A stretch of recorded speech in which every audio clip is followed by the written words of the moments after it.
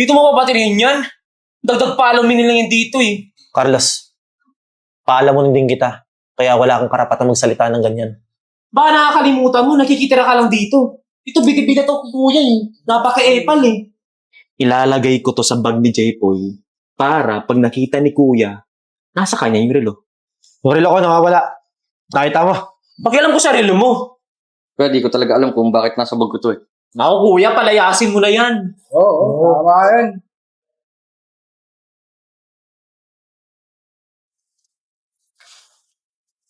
Galing Carlos ah. Inumaga ka na naman. O ano ngayon? Ano ngayon? Buti nga, umuwi pa ako eh. Galing mo magsasagot sa akin eh, no? Carlos, ilang beses na kitang pinag-aaral ah. Pabalik-balik ka sa school. Responsibilidad mo naman yan. Eh bunso akong kapatid, kaya ba't ikaw mismo ang magbigay sa akin ng pang-tuition? Hindi ka ba nahihiya sa sinasabi mo, Carlos? Ba't ako mahihiya sa'yo? Eh ako nga yung bunso mong kapatid. Carlos naman! Di mo ako nakita ngayon kung bakit di ako nakapasok? Dahil kakantay sa yung bata ka. Upaki ko. Paki mo? Carlos, nakikitira ka lang sa akin. Sa tingin mo gusto ko dito? Sinamama lang may gusto nun. Wow, Carlos! So ano? Utang na loob ko pa yan? Kung nakakabad trip ka, pag ako hindi nakatiis ako. Ano? Kakabad trip ka. Tulog na muna nga ako. Aga-aga mo. Oh, tita, buti naman, napasyal kayo dito. Eh, may sasabihin sana ako sa iyo eh. Pakikiusapan ko sana itong anak ko na dito muna tumira. Malayo ang probinsya namin eh. Alam mo naman. Kung maaari sana. Bakit, tita? Bakit pala dito siya titira? Eh, dito na labit sa scholar yung anak ko eh. Wow, ang galing naman. Scholar si Jeboy dito? Oo naman, scholar dito eh. Okay, tita. Walang problema. Walang problema dito sa bahay. Akong bahala kay Jeboy. Hindi tulad nung isa dyan, tita. Paulit-ulit na. Ang sakit na sa ulo. Dito mo papatirihin yan? Dagdag palo lang yan dito eh. Carlos, paalam mo din kita. Kaya wala akong karapatan magsalita ng ganyan. Tsaka mahiya ka. Si tita kausap mo. Huwag ka mag-alala. Eh, may maasar naman sa bahay kaya walang problema rito. Tsaka may allowance naman yan kaya huwag ka mag-alala. Narinig mo yan, Carlos? Di ba nakakataba ng puso? Di mo katulad. Napakapasaway mo.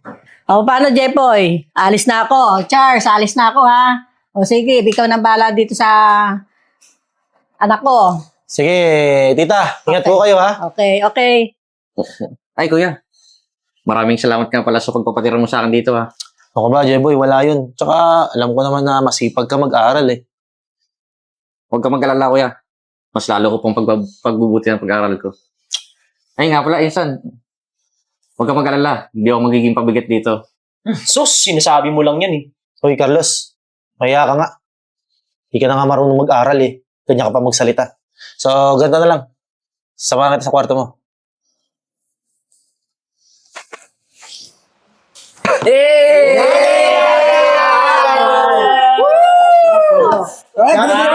Lakas mo sa kuya. Bili po kasi. Baka magalit ko. Excuse me nga. Baka naman pwedeng huwag kayo masyadong maingay. Nagre-review ako eh. Ay wow, nagre-review? Seryoso ka ba? Baka nakakalimutan mo, nakikitira ka lang dito. Ito, bigay to kuya eh. Napaka-epal eh. Doon ka nga. Epal. Visit.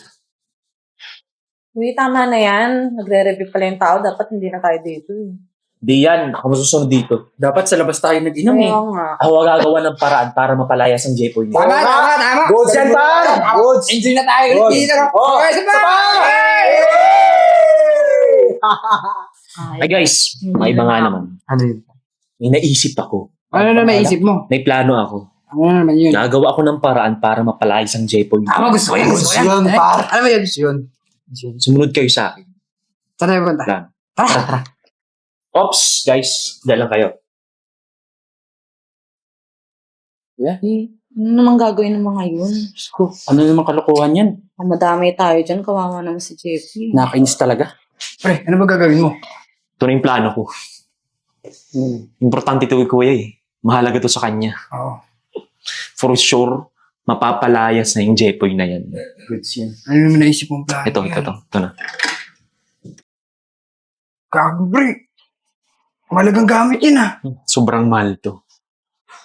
Ngayon, ang gagawin ko, ilalagay ko to sa bag ni Jepoy para pag nakita ni Kuya, nasa kanya yung relo. Di ba? Yung plano mo yun, basta wala kami sabit dyan ah. Siyempre. Ay, galing mo talaga mag-isip. Kaya bilbo ka sa'yo.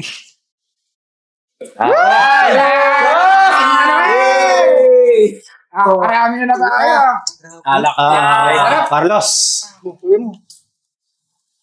agang-aga, nagiinuman ah. Buti nga ako dito na kami uminom eh. Kaysa naman sa labas mas uumagahin pa ako dun. O siya, sige na. Andiyan na yan eh. Carlos tama na yan. Pag naubos yan, umuwi na kayo ha. Sige.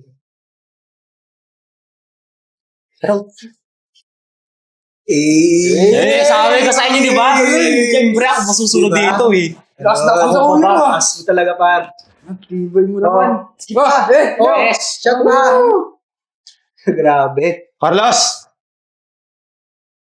Yung relo ko nawawala. Nakita mo? Pakialam ko sa relo mo. Di ba ikaw lang naman nakakalam kung nasan yung relo ko? Kuya, ang tagal ko na dito nakatira, ba't may nawala ba? Teka lang kuya, may bago dito. Ba't hindi siya ang tanungin mo? Kuya, teka lang po mawalang galang na po. May nakita kasi ako kanina eh. Sino ba yun? Pangalan nun? Si J-Boy. Oo! Si Jeboy! Nakita ko, pumasok ng kwarto eh. Oo, kuya. Tapos, paglabas niya ng kwarto, may dalang bag eh. Oo. Sigurado ba kayo dyan? Opo, kuya. Jeboy! Jeboy! Kuya, Nakita mo ba yung relo ko? hindi po kuya. Ito kasing mga to, nakita ka daw pumasok ng kwarto ko. Wala po akong pinukuha kuya. Jeboy, kunin mo yung bag mo.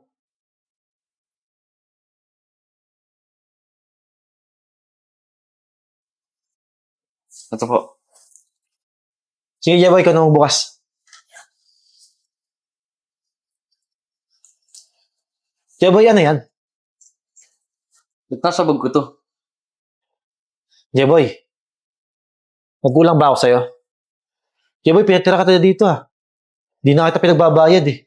Ayun na nga kuya, pinatira mo ako dito kaya di ko magagawa sa ito. Di mo magagawa, pero nasa bag mo. Ano ibig sabihin nito?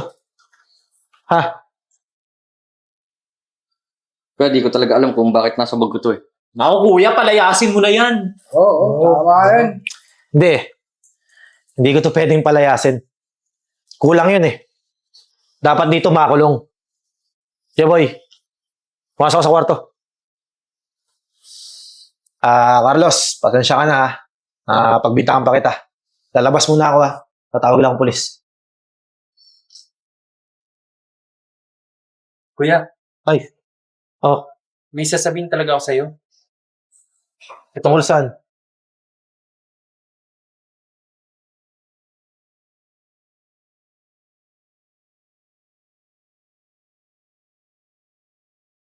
Sige, pumasok na kayo sa loob.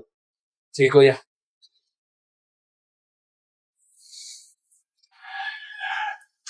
Oo. Pwede ba? Malis na kayo. Tara Sige na, po, uwi na kuya. tayo. Pasensya na po.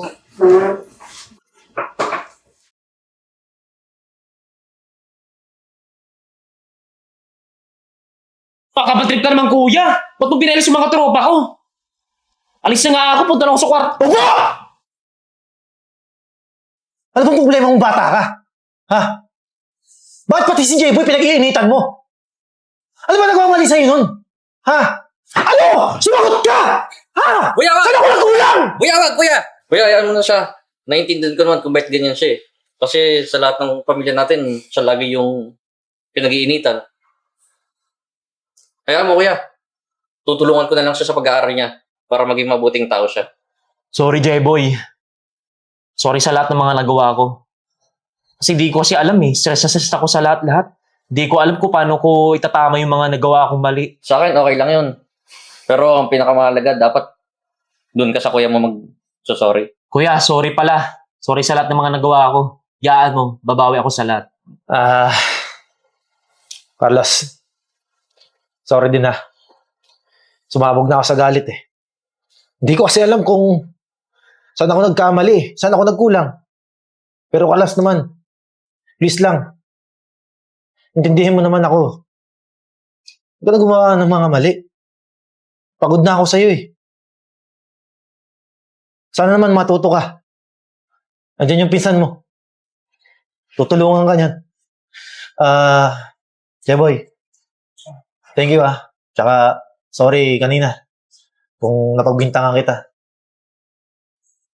Sige na, Jeboy. Tulungan mo na tong pinsan mo. Sige po, kuya. Salamat, kuya. Tara, doon tayo.